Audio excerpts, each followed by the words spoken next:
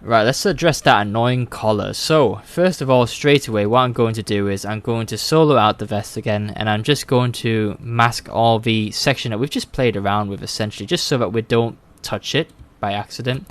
Now, the challenge is here. You see how this is kind of wider?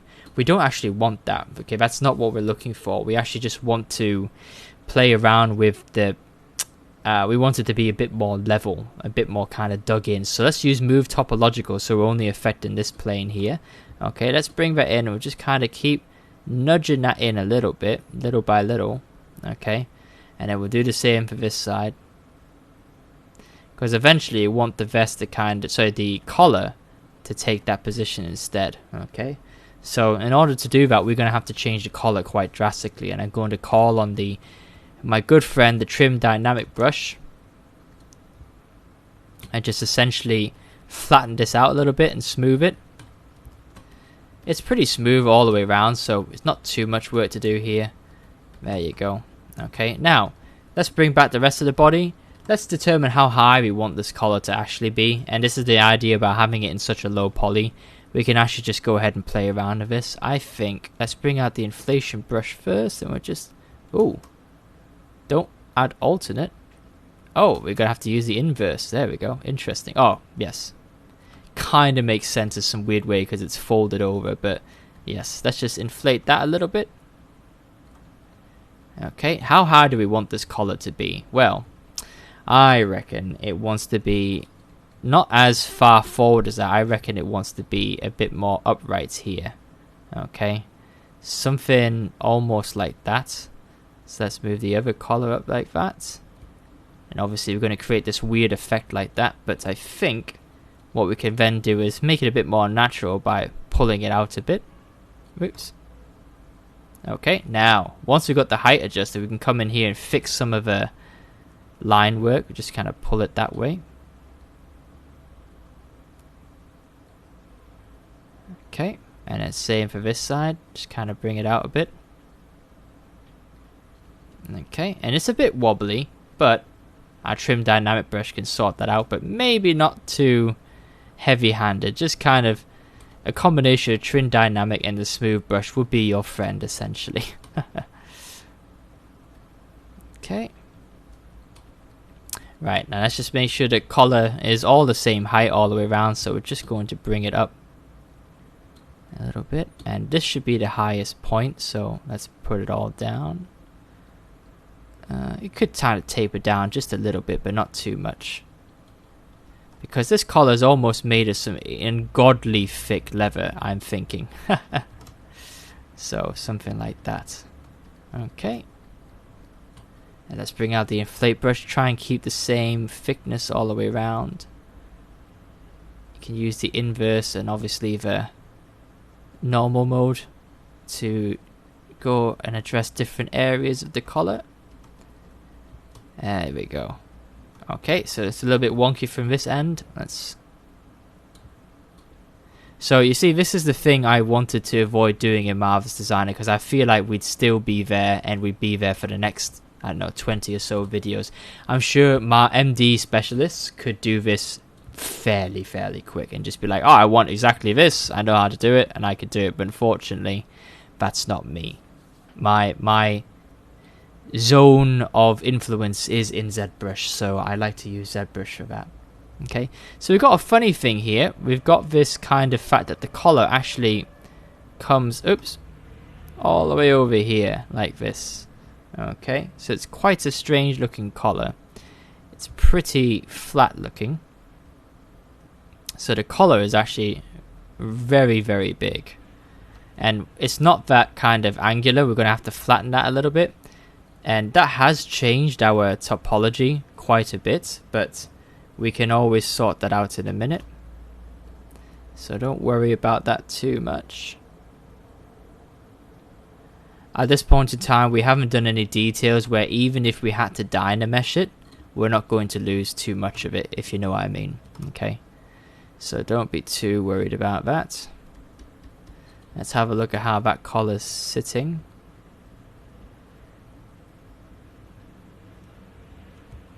Okay, so we forgot about the back.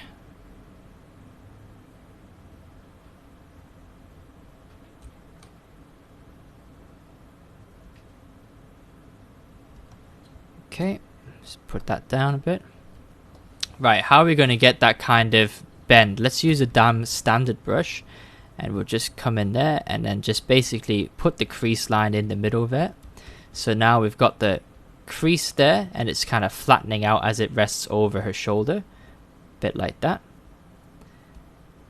Now there is a danger that as you're doing this, it could go underneath the shoulder area, but if that does happen, don't panic. That's perfectly normal and fine.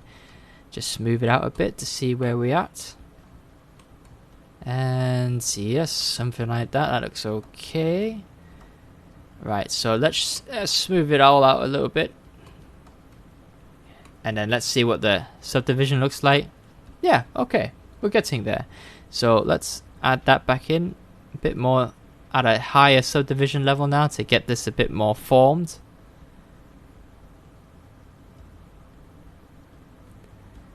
So doing it at the lower subdivision level kind of gives us a guideline to trace at higher subdivision levels. So there we go.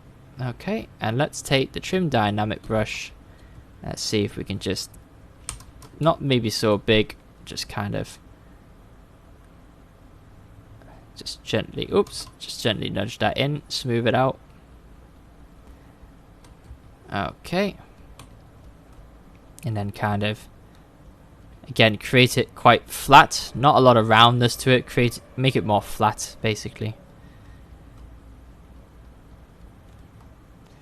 Just keep going round.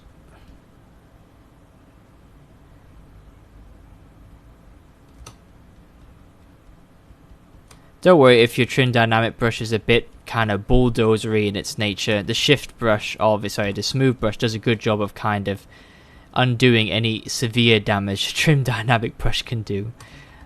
So that's the nice thing about those two brushes. Okay, so how does this now look on our character? Yeah, it's okay. It's okay. It's not so bad.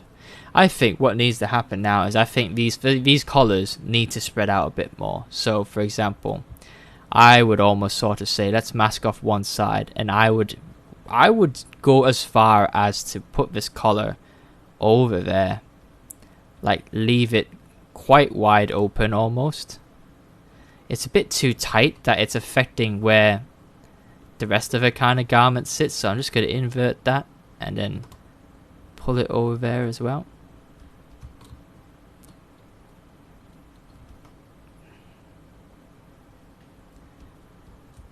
Okay, yeah, something like that. That's a bit better.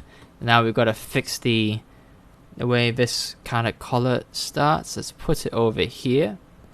Let's hide this lacy cravat thing for now, the ruffled collar, and just focus on this. As you can see, that's now offline, so we can move all this into position a bit better. Let's use a topological move brush.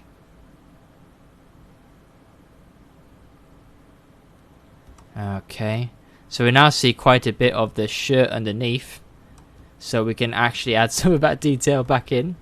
But anyway, it's going to be covered by the ruffled collar. That's what it's called.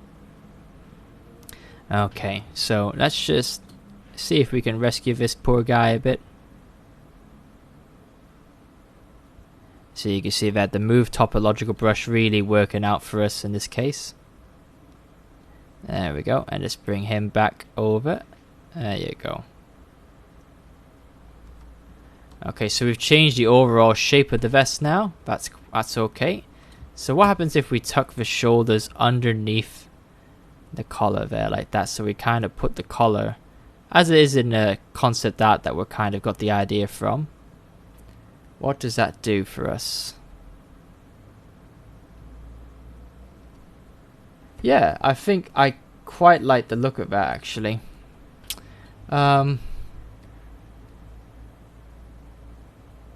I'm not entirely sure. Let's see. I think I like it at the same I like it, and at the same time I don't. But let's keep going with it. Let's pull this down here pretty exaggerated like that, as it is in the concept art, and then bring that over there. We want to create this kind of weird garment we've never seen before. It's a normal kind of vest to keep the collar nowhere near this big, so let's create it a bit more, make it a bit more fantasy based and wild. So we'll do it this way. We'll embrace the weirdness. Let's do it there. You might be thinking, oh, what about the concept art though? I've got it here. It's in my peripheral vision, so I'm still kind of looking at it a bit. So don't worry about it. I'm just kind of going with the flow a little bit here. Okay. And then the same there. Let's pull this guy down quite a bit. There we go. And we can actually flare this up like that as well, being a collar, so we can actually create a bit of dynamic flow there. Okay, right. That is one strange looking collar, but I kind of like it. I feel like it's if you've ever played Metal Gear Solid, do you remember the first time you saw the coat Liquid Snake wore, or the Foxhound coat, how it had such big shoulders to it? It's kind of like that almost, but in collar form. It's hard to explain. It kind of looks massive, but kind of works. It's quirky. It's weird, but it kind of works. I'm not saying to myself, "Oh, this looks awful." I'm kind of liking it. I mean, you might be thinking, "My goodness, I've just completely ruined it," but I'm gonna go with it for now, guys. I'm gonna stick with it. I think I like the look of that. The only thing I don't like is the fact that we can see the t-shirt underneath is very, very basic, but don't forget that the ruffled collar we're gonna add will fix all that, because the ruffled collar has much more volume than what it appears to have here. Okay, so yeah, so we'll probably have to Z-remesh this at least a bit more, just to kind of get the polys in a bit more of a uniformed fashion. Okay, but I think that's coming along quite alright, actually. I'll just address the back a little bit more. Just maybe make it less kind of curved. Bit more linear once again. Same here. Make it linear.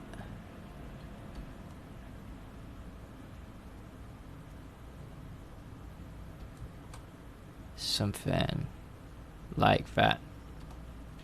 Okay, yeah.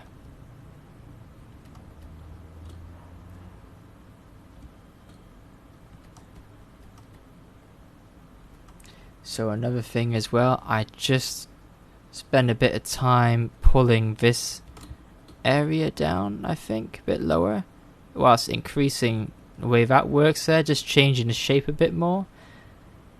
So we can see a bit of a under workings there. Pulling that down.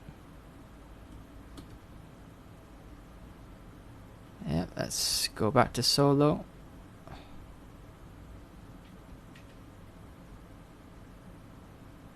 Okay. So again, let's see if we can make that a bit more linear. So let's grab this section here and just kind of push it up. Kind of almost want a crease point here somewhere. There we go. And same here. Right, and let's have a look. Her arms are in the way now, so we have to solo it. Just kind of create a bit of a linear fashion there. Okay, let's just drag this over a little bit. And you could try using the pinch tool, but just be a bit gingerish with it. Don't be too strong with it, because it can really pull quickly and get out of hand quite easily. So just gingerly kind of trace it around the edges there, just to kind of nip everything a bit together. Okay, I'll probably do the back on the breasts again, but not quite what I want, but we'll get there. Okay, I do very much prefer the overall shape of this, so it's looking much better. So just put in that center line a bit, just to help unify that a bit more. There we go. Okay, let's see. pinch that a bit round. We're going to Z remesh it anyway, so don't worry about how tight and sparse some of the polys are getting.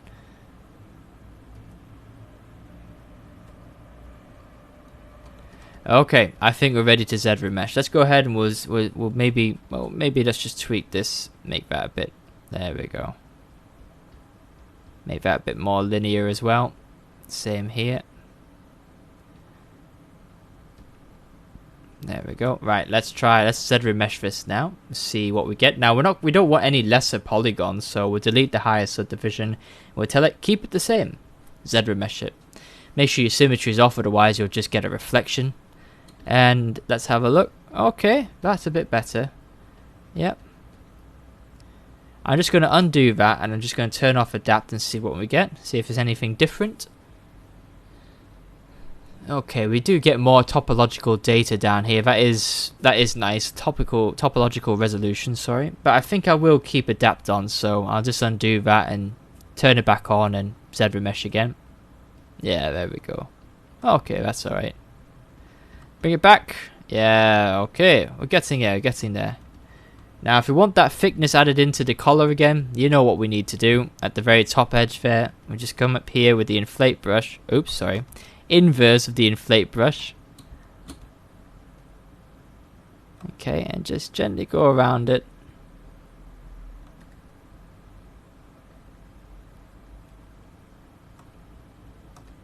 Okay, just to give it a bit of volume like that. Okay, and this is the annoying thing about this. It's not like a perfect straight line all the way around, but if you step up the subdivisions, you can get that, and we can work on that a little bit later. We could just do a quick trim dynamic pass of it, but it's not got quite enough volume. I'm going to have to make it a bit chunkier to try and get the trim dynamic brush to do that work for us. So let's make it something like that. Let's bring trim dynamic pretty small. Turn the polys off so we can see what we're doing. And yeah, it's as soon as it goes over the edge, it will try and just do what it does best and flatten everything. So yeah, over time we'll have to work that out. Another thing you can do as well is use the damn standard brush and just help define a clear edge. That's having a better effect anyway, so there you go. Okay, but anyway, we don't want to be at that high subdivision just yet. Okay, that's fine like that. Okay, right, well I think, invading a little bit there. Out you come, you. There you go, and that side too. Out you come. Stop attacking the rest of the garment. That's fine. Okay, I think it's looking okay. I think I'll just do another quick adjustment before I end the video. I'm just gonna change the angle of the collar a bit. So I'm going to mask that off, the front parts, because they're in the positions I want them to be. Soften the mask, and I'm just going to put them back in a bit. Kind of have it hug the back of her neck a bit more.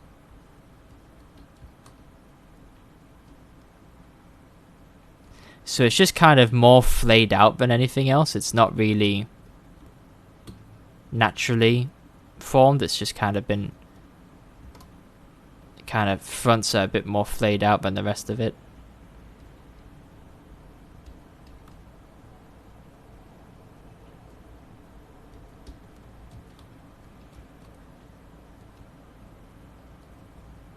Another thing you can do as well, if it's not quite what you want, mask off the problematic area, invert the mask by holding control, clicking in empty space, and now we can use the rotate tool. But we're not going to use the gizmo, we're just going to use the old-fashioned one and draw a rotation line, and from here we can kind of rotate it out a bit and just change the angle of deflection almost. Oops, let's bring that there. Yes. And then now you can smooth that. Ah, that's annoying. Okay, move topological. We'll have to manually shove him back into line with his friend. You. There you go. Don't misbehave. Be nice. Don't be mean. There we go. Okay, but now we've got the proper angle on that collar a bit more. Okay, and one last thing. Said that multiple times now, I know. We'll just do another pass to make it clear that the collar is actually in two kind of sections. It's got this upper wall area here, and then it's got a foldy bit that sits across her shoulders. It's up to you where you want to draw that line, literally in this case, and how high you want that wall to be. I want it to be pretty tall because I want to put some straps on there like the concept art displays. Okay, and then of course to refine that a bit you can do trim dynamic, just kind of make that still a bit more of a wall.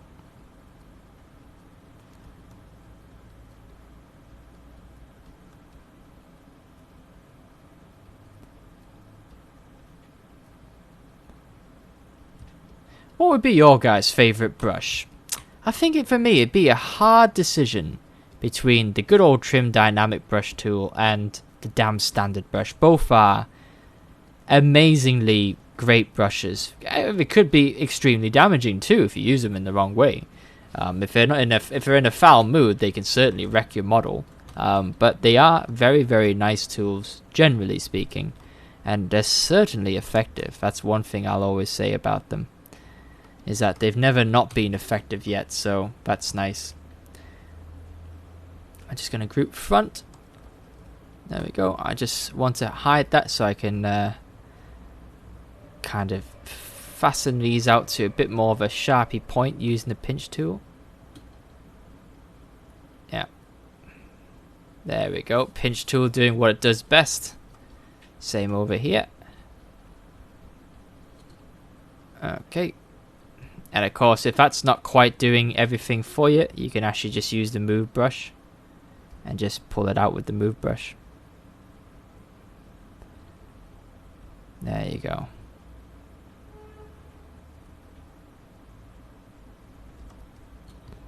Cool.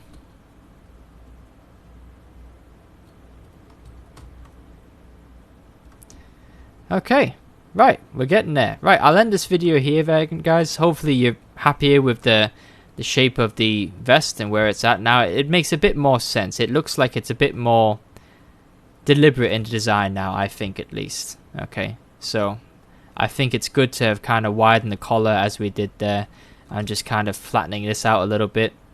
I think it's made its presence a bit more known. Before it was just, hey, I'm an accessory to the shirt, whereas now it's like, no, it's my own asset. I'm actually featuring quite prominently on the outfit and design much more now, which I'm a fan of because of that ridiculously large overlapping collar. Okay, but I like it for now. I may tone it back later, but for now, I quite like what it's doing to the overall design. Okay, right, fabulous. I'll leave it there, guys.